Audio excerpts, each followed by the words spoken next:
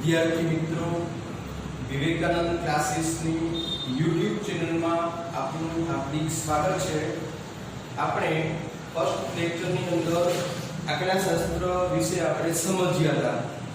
સૌથી પહેલા તો આપણે જોયું કે આંકડાશાસ્ત્રની બ્લુપ્રિન્ટ કેવી હોવી જોઈએ એના વિશે આપણે જોયું. ચેપ્ટર અનુસાર ગુણભાર આપણે જોયા.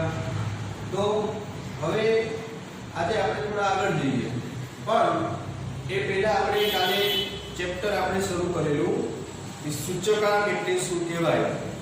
તો સૌથી પહેલા આપણે એનો અર્થ સમજ્યા. પછી આપણે જોયું કે સૂચકાંકની શું ઉપયોગિતાઓ છે એના વિશે આપણે સમજ્યા. ત્યાર પછી આપણે એ જોયું કે સૂચકાંક માટે કોઈ ભૂતકાળનું વર્ષ હોવું જોઈએ.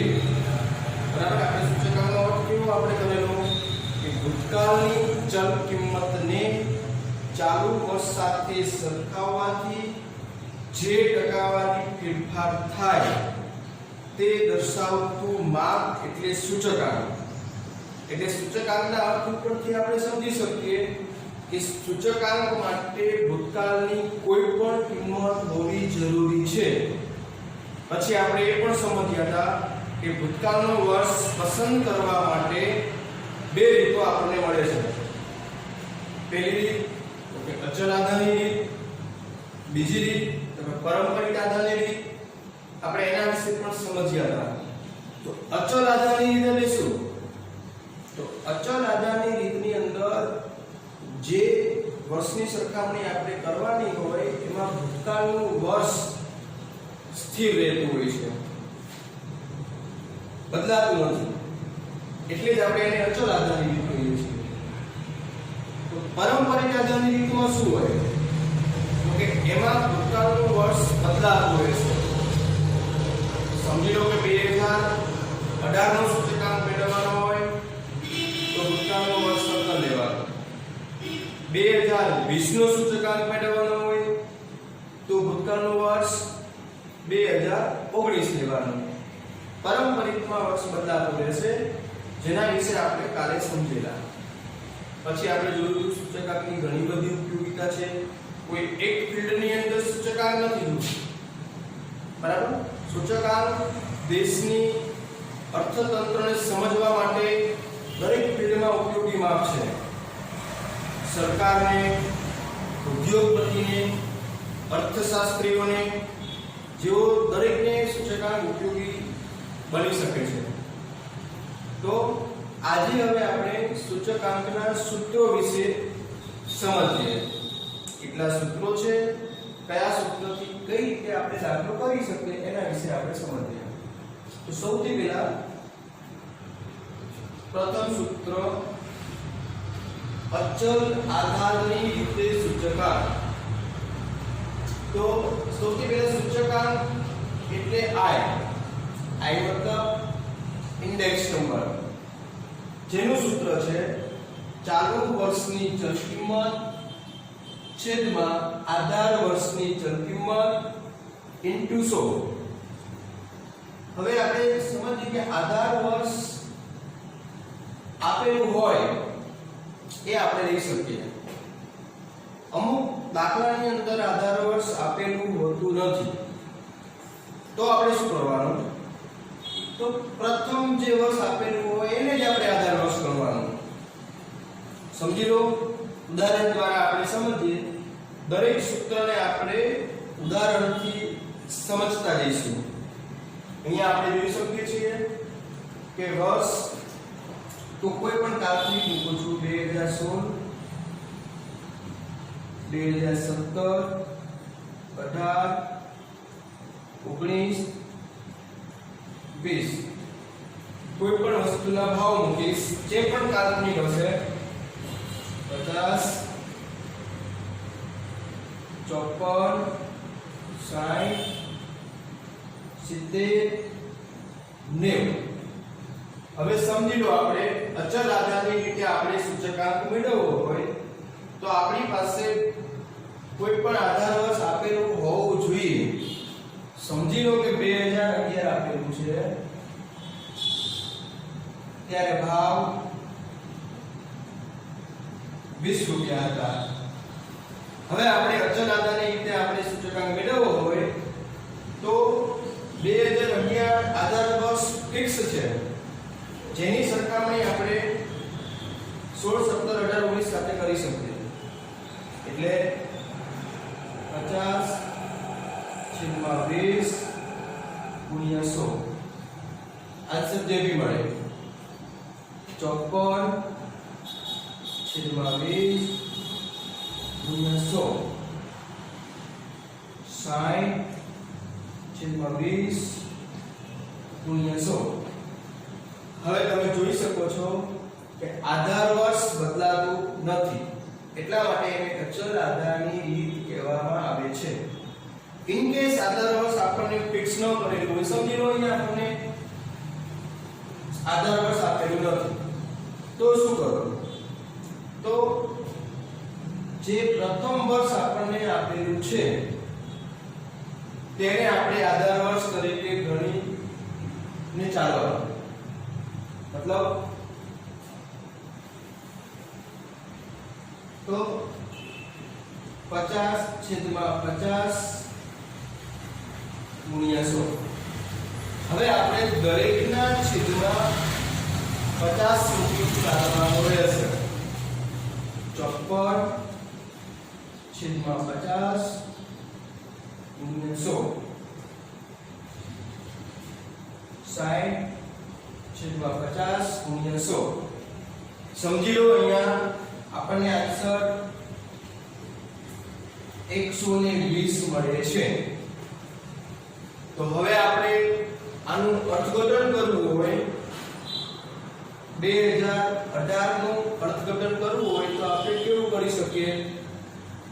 તો આપણે એવું કહી શકીએ 2017 કરતા 18 માં 20% ભાવમાં વધારો થયો હશે, એવું આપણે કહી શકીએ.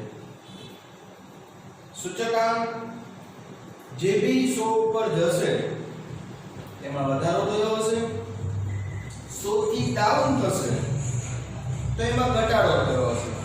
સમજી લો કે હું અહીંયા ચેન્જ કરું છું કે અહીંયા હું 40 મૂકું છું, તો 40/60 ગુણ્યા 100 સમજી લો 50 કરીએ. હવે આમાં આપણને જવાબ શું મળશે? તો કે 80 મળશે. હવે આપણે આનો અર્થઘટન કરવું હોય તો કેવું કરી શકીએ? તો કે 2018 કરતા 19 માં 20% ભાવમાં ઘટાડો થયો હશે. 100 થી ડાઉન થયું મતલબ ઘટાડો, 100 થી ઉપર ગયું મતલબ વધારો. ચલો ફર્સ્ટ મેથડ સમજાઈ ગઈ. હવે સેકન્ડ મેથડમાં જઈએ. પારંપરિક આધારે સૂચકાંક, તો એનું સૂત્ર છે ચાલુ વર્ષની ચલ કિંમત છેદમાં આગળના વર્ષની ચલ કિંમત ગુણ્યા 100. હવે આપણે જોઈએ કે પ્રથમ વર્ષ માટે આગળનું વર્ષ આપેલું હોતું નથી. તો પ્રથમ વર્ષ માટે આગળનું વર્ષ ન હોય તો મેં તમને અહીંયા કહી દીધું કે શું કરવાનું? તો કે પ્રથમ વર્ષે સૂચકાંક 100 મૂકો. ચલો હવે એના વિશે આપણે સમજીએ.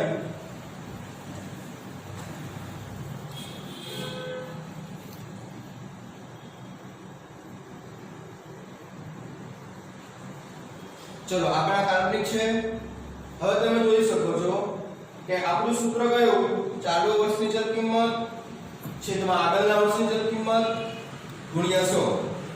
ચલો હવે હું એમ પૂછું છું કે ચાલુ વર્ષની ચલ કિંમત તો કે 50, આગળના વર્ષની ચલ કિંમત તો કે આપેલી નથી. તો આગળના વર્ષની ચલ કિંમત નથી તો આપણે અહીં કોઈ પણ આંકડો કાલ્પનિક મૂકી શકતા નથી. તો શું કરવાનું? મેં તમને અહીંયા સમજાવેલું કે પ્રથમ વર્ષે સૂચકાંક 100 મૂકી દો. તો અહીંયા આપણે સૂચકાંક 100 મૂકી દઈએ. હવે આપણે આગળ જઈએ. 2017 54/20 છેદમાં 50 ગુણ્યા 100. હવે અહીંયા આપણને જવાબ મળે તો કે 108. આપણે આગળનો વર્ષ 50 છે જે અહીંયા છેદમાં મૂકી શકીએ. 108 નો મતલબ તો કે 8% ભાવમાં વધારો થયો એવો આપણે કહી શકીએ. હવે આપણે 2018 માં જઈએ 60/54 ગુણ્યા 100 આન્સર જે બી આવે. પછી 2019 માં જઈએ 70/60 ગુણ્યા 100. હવે તમે સમજી શકો છો કે દરેક સૂચકાંકની અંદર આપણે આગળનો ચલ કિંમત ધ્યાનમાં લેવામાં આવશે. પ્રથમ વર્ષે આપણને આગળનું વર્ષ આપેલું નથી તો સૂચકાંક 100 મૂકો. ચલો આટલું યાદ રાખવાનું. હવે આપણે ત્રીજા સૂત્ર તરફ જઈએ. તો ત્રીજું સૂત્ર આપણું અચળ આધારના સૂચકાંકને પારંપરિક આધારના સૂચકાંકમાં ફેરવવાની રીત. मतलब અહીંયા આપણને કોઈ ચલ કિંમત નહીં આપેલી હોય, અચળ આધારના સૂચકાંક આપેલા હશે જેને આપણે પારંપરિકમાં કન્વર્ટ કરવાના છે. मतलब અહીંયા ભાવ નથી. સમજીએ.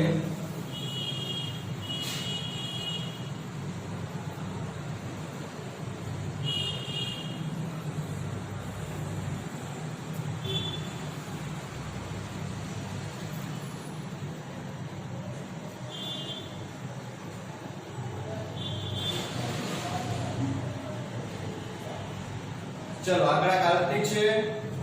હવે આપણે જોયું કે અચળ આધારના સૂચકાંક આપેલા છે. આ આપણી રકમ છે, સમજી લો. હવે આપણે અચળ આધારના સૂચકાંકને પારંપરિકમાં કન્વર્ટ કરવા છે. તો અહીંયા હું શું લખીશ કે પારંપરિક સૂચકાંક. સૂત્ર કયું તો કે ચાલુ વર્ષની ચલ કિંમત છેદમાં આગળના વર્ષની ચલ કિંમત ગુણ્યા 100. तो હવે આપણે સૂત્ર પ્રમાણે જઈએ. ચાલુ વર્ષની ચલ કિંમત 120, આગળના વર્ષની ચલ કિંમત તો કે આપણી આગળના વર્ષનો સૂચકાંક તો કે આપેલો નથી. તો શું કરવાનું? ગમે તે આગળ તો મૂકી શકાતો નથી. તો મેં તમને અહીંયા પણ સમજાવ્યું કે જ્યારે સૂચકાંક ન હોય તો તમે સુધારી શકો. તો અહીંયા આપણે શું કરીશું? આગળના વર્ષનું સૂચકાંક નથી તો સુધારો. પ્રથમ વર્ષે 120, પછી હવેના વર્ષ માટે કોઈ પ્રશ્ન નથી. એટલે હવે આગળના દરેક વર્ષ માટે પહેલાનો વર્ષ આપણને આપેલું છે જ. તો હવે અહીંયા આપણે કહી શકીએ 132/120 ગુણ્યા 100. આન્સર જે બી મળે 140 132 * 100 આન્સર જે બી મળે. બરાબર. તો આપણે આ રીતમાં શું યાદ રાખ્યું? જો આપણે સૂચના તો અહીંયા આપી દીધી કે પ્રથમ વર્ષ માટે આગળના વર્ષનું સૂચકાંક આપેલો નથી, તેથી સૂચકાંક 100 મૂકો. આ સૂચના ઉપર ફોકસ કરવાનું. દરેક જગ્યાએ હું તમને નોંધ કહું છું, કે દરેક જગ્યાએ નોંધ તમારે ધ્યાનમાં રાખવાની. ચલો હવે આપણે ચોથી મેથડ તરફ જઈએ. તો મેથડનું નામ તો કે પારંપરિક આધારના સૂચકાંકને અચળ આધારના સૂચકાંકમાં ફેરવવાની રીત. તો અહીંયા આપણે રકમ કેવી આપેલી હશે તો કે જે અચળ સૂચકાંક છે એની જગ્યાએ પારંપરિક સૂચકાંક આપેલા હશે. હવે આપણે એને અચળમાં કન્વર્ટ કરવા છે.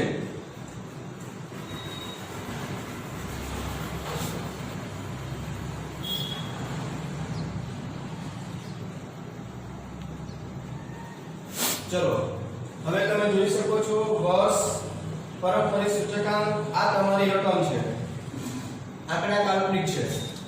હવે આપણે એને અચળમાં કન્વર્ટ કરવા છે તો આપણે સૂત્ર પ્રમાણે જઈએ. તો સૂત્રની અંદર તો કે ચાલુ વર્ષનો પારંપરિક સૂચકાંક ઇન્ટુ આગળના વર્ષનો અચળ સૂચકાંક છેદમાં 100. તો સૂત્ર મુજબ મૂકતા જઈએ કે ચાલુ વર્ષની ચાલુ વર્ષનો પારંપરિક સૂચકાંક 120 ઇન્ટુ આગળના વર્ષનો, તો કે આપણી પાસે નથી, ન હોય તો સૂચકાંક શોધાવી શકીએ, છેદમાં 100 તો આવે જ છે, એટલે પ્રથમ મળશે 120. આગળ જોઈએ 132 ગુણ્યા આગળના વર્ષનો, તો કે 120 ઇન્ટુ 100. હવે આપણે આગળના વર્ષનો 120 આપણે કઈ રીતે મૂકો, ક્યાંથી લીધા 120? તો ઘણા વિચારતા હશે કે આપણે અહીંથી લઈએ છીએ, તો ખોટું છે. આ કયો સૂચકાંક છે? પરસ્પર. આપણે કયો લેવાનો? અચળ. તો અચળ આધારનો સૂચકાંક ક્યાંથી મળે? તો કે અહીંયા આપણે મેળવીએ છીએ, જોઈ શકો છો. એટલે આ લેવાનો. પછી આપણે જોઈએ 140 છેદમાં 100 લેવાનો ક્યાંથી? તો કે જે સૂચકાંક આપણને મળે એ લઈ જવાનું. ખાસ ધ્યાન રાખજો, ઘણી બધી વખત અહીંથી ભૂલ થતી હોય છે. તમે આ સૂચકાંક લઈ લેશો તો ખોટું પડશે, એટલે ખાસ ધ્યાન રાખજો. એક વખત એવું બનેલું કે 100 માર્ક્સના પેપરની અંદર ખાલી એક વિદ્યાર્થીને અહીંયા એક જ ભૂલ હતી, તો એના ડાયરેક્ટ 2 માર્ક કપાયા હતા. એટલે ખાસ ધ્યાન રાખવાની. એટલે દરેકમાં આપણે જ્યારે દાખલા ગણીશું ત્યારે આપણે એરા કરતા જઈશું. ચલો 4 સૂત્રો શીખ્યા. હવે આપણે પાંચમું સૂત્ર જોઈએ.